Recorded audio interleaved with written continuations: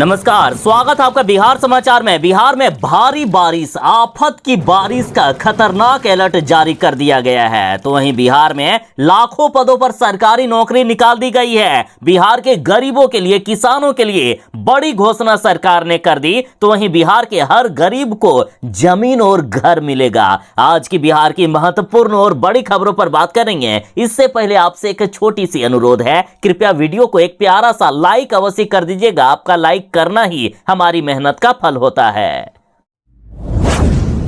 बिहार में भारी बारिश का अलर्ट जारी हो गया है। बिहार वालों के लिए मौसम विभाग ने अब तक के सबसे खतरनाक अलर्ट जारी कर दिए। मौसम विभाग का कहना है कि जब तक जरूरी काम ना हो, घर से बाहर ना निकलें। अभी बिहार में 3 से 4 दिनों तक लगातार बारिश हो सकती है। मौसम विभाग ने कहा है कि वैसे तो बिहार के लगभग सभी जिलों में बारिश होने वाली है, लेकिन कुछ जिले ऐसे हैं जहां सबसे ज्यादा बारिश हो सकती है। अगले 72 घंटों तक बिहार में अति भारी बारिश हो सकती है। साथ ही बारिश का दौर अभी जारी रहेगा। अगले 1 सप्ताह तक बिहार में छिटपुट बारिश होती रहेगी। मौसम विभाग ने कहा है कि आज पूरे बिहार में बारिश होने वाली है। बिहार के सभी जिलों में हो सकती है भारी बारिश। साथ ही मौसम विभाग ने उन सभी जिलों की लिस्ट भी जारी कर दिए हैं जहां होगी सबसे ज्यादा जोरदार बारिश। देखिए, आईएमडी पटना के मुताबिक बिहार के पश्चिमी चंपारण, सिवान, सारण, पूर्वी चंपारण, गोपालगंज, सीतामढ़ी, मधुबनी, मुजफ्फरपुर, दरभंगा, वैशाली, शिवहर, समस्तीपुर, सुपौल, अररिया, किशनगंज, मधेपुरा, सहरसा, पूर्णिया, बक्सर, भोजपुर, रोहतास, भभुआ, औरंगाबाद, अरवल, पटना, गया, नालंदा, शेखपुरा, नवादा सहित दक्षिण मध्य और दक्षिण पूर्व के अधिकतर स्थानों पर जबरदस्त बारिश होने वाली है। और इस दौरान पूरे बिहार में वज्रपात को लेकर हाई अलर्ट जारी किया गया है। अतः जरा बच के रहिएगा अगले 3-4 दिनों तक। इसके साथ ही कई जिलों में बाढ़ ने तबाही मचा कर रख दी है। कैमूर में अस्पताल और स्कूलों में पानी घुस गया है। स्कूलों में छुट्टियां तक देनी पड़ी। इसके साथ ही बिहार की कई नदियों का जलस्तर लगातार बढ़ता जा रहा है। उत्तर बिहार के अधिकांश जिलों में बाढ़ का खतरा मंडरा रहा है। निचले इलाकों में अभी से ही बाढ़ का पानी घुस गया। कई इलाकों में जल जमाव हो गया है। साथ ही कई इलाकों में लोगों के घरों पर पानी घुस जाने से पलायन का डर सताने लगा है। जगह जगह जल जमाव हो रहा है। अस्पतालों में, स्कूलों में, गलियों में, मोहल्लों पर, सड़कों पर हर जगह पानी ही पानी नजर आ रहा है। किसानों के खेतों में पानी एक्सेस बढ़ जाने के कारण फसलें भी बर्बाद होने लगी है। बिहार में जो सरकारी शिक्षक बनना चाहते हैं उनके लिए आ गई सबसे बड़ी खुशखबरी। देखिए, बिहार में 1,70,000 शिक्षक बहाली के लिए एग्जाम लिया गया। अभी तक रिजल्ट भी नहीं आया है। उससे पहले ही सरकार ने बड़ी घोषणा कर दी है। सरकार ने शिक्षक अभ्यर्थियों को बड़ी सौगात दे दी। देखिए, बिहार में अब शिक्षक बहाली के दूसरे चरण भी शुरू हो रहा है। इसमें 70,000 शिक्षकों की बहाली की जाएगी और 70,000 शिक्षकों की बहाली के लिए अधियाचना बिहार सरकार बीपीएससी को जल्द ही भेज रही है। दूसरे चरण की शिक्षक बहाली में मध्य विद्यालयों में 31,982 शिक्षकों की बहाली होगी तथा माध्यमिक और उच्च माध्यमिक के शिक्षकों के 37,660 पदों पर बहाली की जानी है। और इसी सप्ताह दूसरे चरण की शिक्षक नियुक्ति के लिए अधियाचना भेजी जा रही है और उम्मीद है कि इसी महीने शिक्षक बहाली के लिए नोटिफिकेशन आ जाएगा। इसी महीने से आवेदन लिया जा सकता है। अब ये लीजिए, मैंने तो आपको अक्टूबर लास्ट तक कुछ ज्यादा ही समय बता दिया। अभी खबर आ गई है कि 15 अक्टूबर तक ही बिहार में 70,000 शिक्षकों की बहाली के लिए नोटिफिकेशन जारी किया जा सकता है। बड़ी खबर है अब तक की। बिहार के विद्यार्थियों के लिए बड़ी खुशखबरी है। देखिए, सरकार राष्ट्रीय आय सह मेधा छात्रवृत्ति योजना के लिए आवेदन लेने जा रही है। वर्ष 2023-24 के लिए आवेदन लिया जा रहा है। यदि इसमें विद्यार्थियों का सिलेक्शन हो जाता है तो कक्षा 9वीं से लेकर 12वीं तक यानी 4 सालों तक विद्यार्थियों को प्रति साल 12,000 रुपए का छात्रवृत्ति प्रदान किया जाएगा। सरकार की इस योजना का मुख्य लक्ष्य है, देखिए, कई बच्चे ऐसे होते हैं जिसके पारिवारिक स्थिति ठीक नहीं होती है और कई कारणों से 9वीं कक्षा के बाद पढ़ाई छोड़ देते हैं। तो बच्चे पढ़ाई ना छोड़े, चाहे उनके परिवार की कंडीशन कैसे भी हो, बच्चों को जो छात्रवृत्ति प्रदान किया जाएगा उससे उनकी पढ़ाई हो सके। इसलिए सरकार ये योजना चला रही है। कक्षा 9वीं से लेकर 12वीं तक 4 सालों तक छात्रवृत्ति प्रदान किया जाएगा। और इस बार 10 अक्टूबर 2023 से ऑनलाइन एप्लीकेशन लिया जाएगा, जो कि 11 नवंबर 2023 तक लास्ट डेट दिया गया है। तो आखिर कौन अप्लाई कर सकते हैं? तो देखिए, वैसे छात्र या छात्राएं जिनके परिवार की अथवा माता पिता की वार्षिक आय 1.5 लाख रुपए प्रति वर्ष से कम हो, वे अप्लाई कर सकते हैं। और 8वीं कक्षा में न्यूनतम 55% अंक से उत्तीर्ण होना आवश्यक है। और रिजर्व कैटेगरी वालों को 5% छूट यानी 50% न्यूनतम मार्क्स मांगा गया है। अब रही बात की विद्यार्थियों का सिलेक्शन कैसे होगा, तो देखिए, इसके लिए विद्यार्थियों से एग्जाम लिया जाएगा। जो विद्यार्थी एग्जाम पास करेंगे उन्हें इस छात्रवृत्ति के तहत चयन किया जाएगा। और 9वीं कक्षा से लेकर 12वीं कक्षा तक प्रति साल 12,000 रुपए का छात्रवृत्ति दिया जाएगा। और ये एक ही बार में नहीं मिलेगा, बल्कि 1,000 रुपया प्रति महीने के हिसाब से छात्रवृत्ति दी जाएगी और छात्रों के सीधा बैंक खाते में पैसे आ जाएंगे।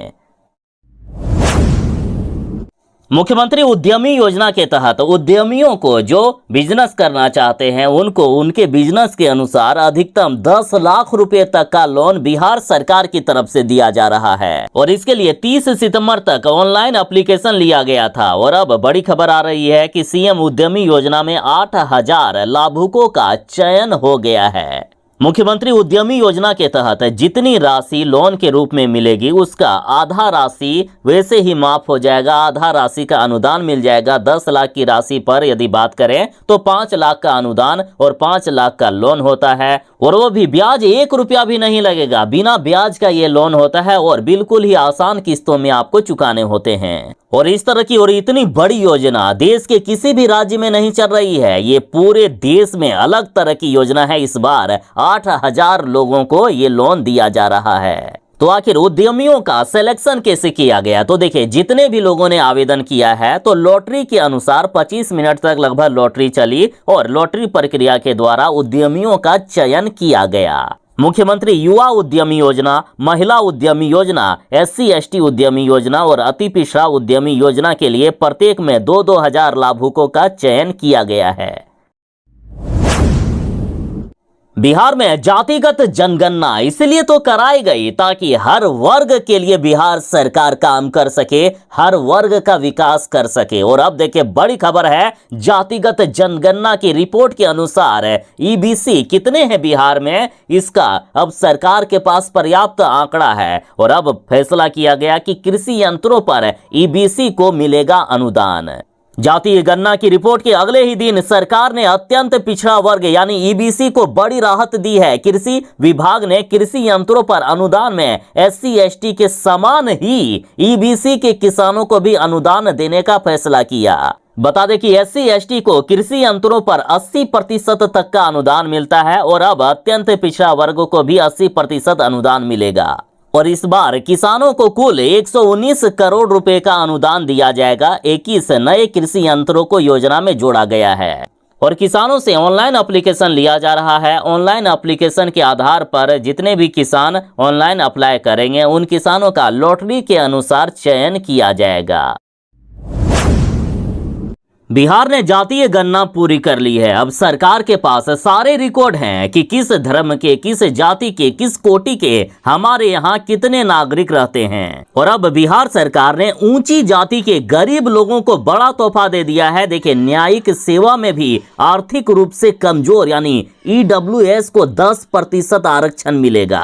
मंगलवार को मुख्यमंत्री नीतीश कुमार की अध्यक्षता में हुई कैबिनेट की बैठक में इस प्रस्ताव पर मुहर लग चुकी है। साथ ही इंजीनियरिंग और पॉलिटेक्निक के संविदा कर्मियों को नियुक्ति में 5% वेटेज मिलेगा। साथ ही मोटर वाहन दुर्घटना दावा न्यायाधिकरण के 35 पदों का सृजन किया गया है। साथ ही फैसला लिया गया कि बिहार में 100 पशु चिकित्सालयों यानी 100 पशु अस्पताल का निर्माण होगा।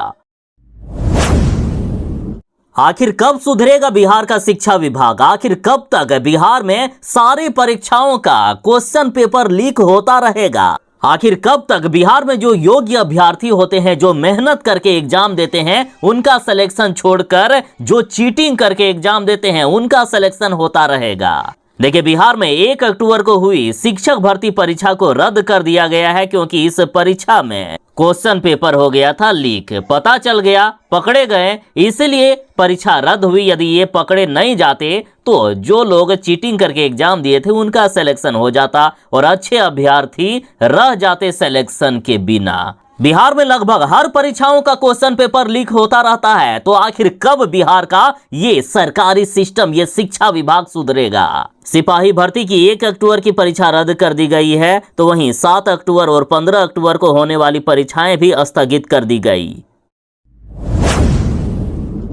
पटना नगर निगम के सफाई कर्मी और दैनिक कर्मी हड़ताल पर थे और देखा जा रहा था कि किस तरह से पटना की गलियों पर कचरों का अंबार सा लग गया था। तो सरकार भी मजबूर हो गई और मजबूर होकर अब हड़ताल को खत्म करने के लिए सफाई कर्मियों के साथ बैठक की और बैठक के बाद बड़ा फैसला लिया गया है। देखिए, दैनिक कर्मियों या सफाई कर्मियों की मांगे पूरी कर दी गई है। दैनिक कर्मियों की अब साल में 2 बार बढ़ेगी मजदूरी।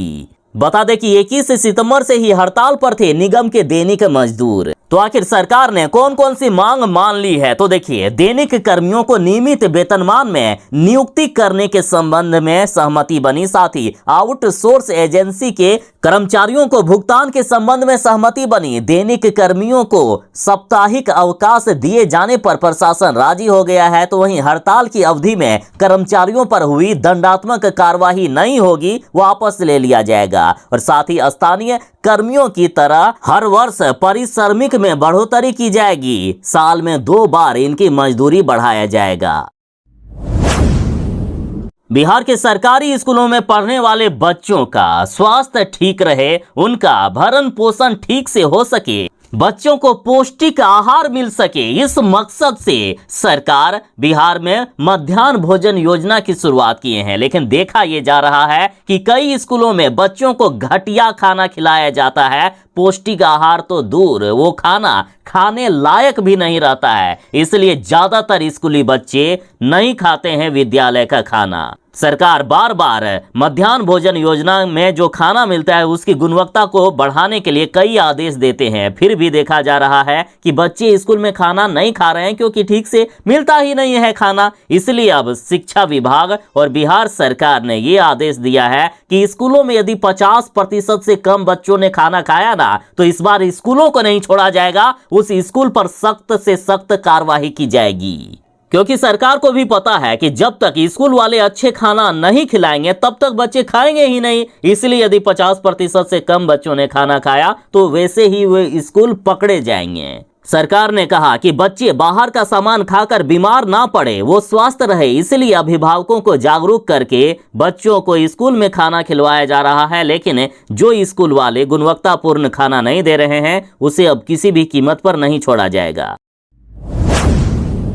शिक्षा विभाग के अपर मुख्य सचिव के पाठक ने यह आदेश दिया था कि स्कूल अवधि के दौरान यानी 9 बजे से लेकर 4 बजे तक कोई भी कोचिंग संचालन नहीं होना चाहिए। के पाठक को यह लग रहा था कि ज्यादातर स्कूली बच्चे स्कूल आने का छोड़ इन कोचिंग में पढ़ने के लिए चल जाते हैं, जिससे उनके पठन पाठन की गतिविधि कमजोर हो रही है और बच्चे लगातार शिक्षा के क्षेत्र में पीछे जा रहे हैं। लेकिन अब बड़ी खबर आ रही है, पटना हाईकोर्ट ने के पाठक के इस आदेश पर फिलहाल रोक लगा दी है। अब सुबह 9 बजे से लेकर शाम 4 बजे के बीच कोचिंग का संचालन किया जा सकता है। देखिए, आवेदक के अधिवक्ता अभिनव श्रीवास्तव का ये कहना था कि कोचिंग रेगुलेशन एक्ट 2023 के प्रावधान के अनुसार समय निर्धारित करने का अधिकार राज्य सरकार के पास है ही नहीं। अतः कौन कोचिंग कितने बजे चलेंगे ये राज्य सरकार नहीं डिसाइड कर सकती है। कोचिंग के पास पूरा अधिकार है कि वे जब चाहे जिस भी समय में चाहे वे कोचिंग का संचालन कर सकते हैं। अब इस मामले में अगली सुनवाई 6 सप्ताह के बाद होने वाली है।